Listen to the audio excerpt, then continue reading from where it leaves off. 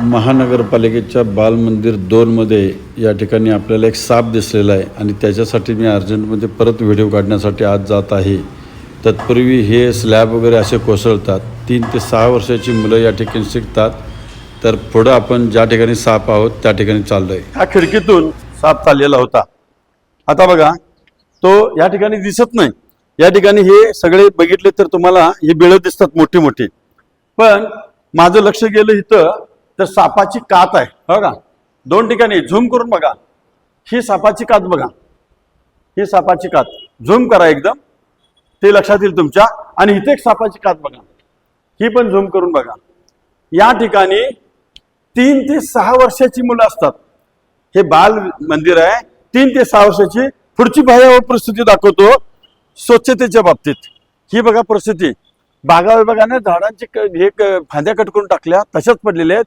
या ठिकाणी 3 ते 6 वर्षाची मुलं बघा बालोद्यानमध्ये हे खेळण्यासाठी जातात। इथून ही परिस्थिती बघा, ही परिस्थिती बघा, आणि इथून जाणार ही, आणि ह्या बालोद्यानची ही परिस्थिती बघा।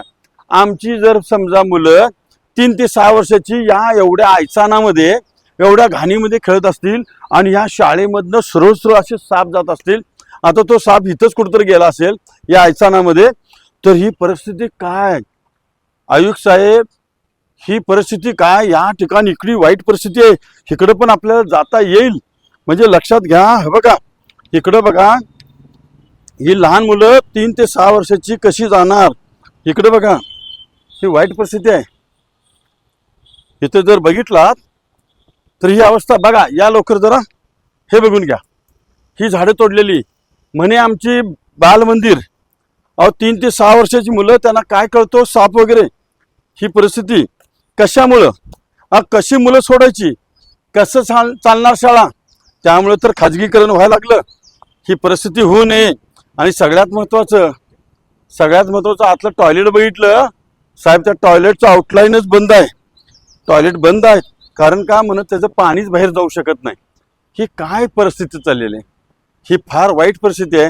हे बघा बालोद्यानमध्ये असं तुम्ही असून हे सार्वजनिक मुतारी वगैरे आणून टाकायची, ही पद्धत काय चुकीचं आहे। आणि बाल मंदिर म्हणे, मी आईचा विनंती करतो, आंधळ दळते कुत्रपीठ खाते त्यातला हा प्रकार अतिशय वाईट आहे।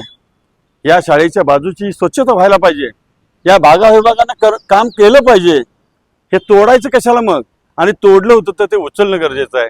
आणि या ठिकाणी जर असे साप जात असतील या शाळेमध्ये, तर या 3 ते 6 वर्षाच्या मुलांच्या पालकांनी कशी मुलं तुमच्याकडे सोडायची?